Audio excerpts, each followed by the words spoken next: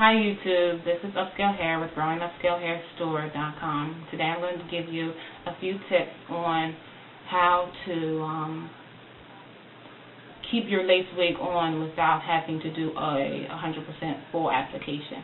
One of the main things you can do is probably one of the most obvious ones that most of you might already do, is to do touch-ups with a liquid adhesive.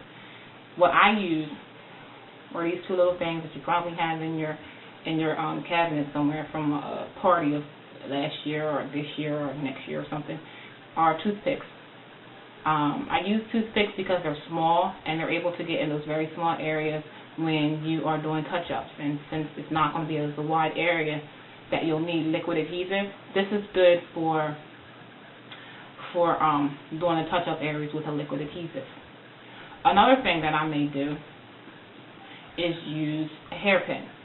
What I use with the hairpin is I usually put it near my ear area because it's hidden the most, or back here close to the nape area. What I do is I'm going to use my finger simply because it's a little bit bigger and you can see it more than using this little black hairpin. Say this is the wig cap and these two fingers is the hairpin. You take the one part of the hairpin and put it underneath. You're putting it underneath where your hair is or the wig cap, and you're putting the top over top of the lace. You're not piercing a hole into the lace. So if your hairpin is starting to dig into the lace, you need to stop and readjust it so it's merely on top. So you can do 2 hairpins on this side and then 2 hairpins on this side. This is going to secure your nape area. Especially that's the area where it's mostly known to lift first. So in the meantime, if you don't feel like using the adhesive to do a touch-up and you really just want it to be down secure, you can use the hairpin. And then once you put the hairpins in, if you have your hair out, just totally fluff your hair over top of the hairpin and then you can roll out. Another thing is I use the scarf. You can see I have a scarf on today. Sometimes I wear scarves just to have a different look or a different style. So I'm going to give you an example. I have a red scarf, so you'll be able to see it on me, on this hair. So you just take the regular scarf and you fold it, probably in about 8. Well, it depends on how thick you want your top. I mean, if you want your top this thick, then that's fine. I don't really care for mine to be that thick. I like it pretty thin. So you're going to do it like that. You're going to tie it down and around. Here where it's different. Instead of you tying underneath where you would normally tie a scarf, you're going to tie it on top of the nape area, on top of where your lace wig application normally sits.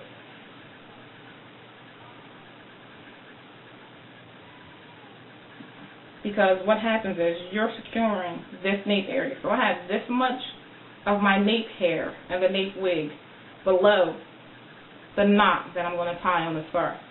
This area is where I feel more secure that the nape area won't lift. If the top is loose, the top won't lift, and it's pretty secure. It's not going anywhere. It gives you additional time instead of doing a full application to go run to the store, to go, to shopping, but you still look cute and you still have a really funky, hairstyle. Another thing is, in addition to if the front is lifting, is to take the hair. Normally you'll probably wear it back. Take the hair that's in the front and swoop it take the hair that's normally swooped back and swoop it to the front in like a nice little C curve.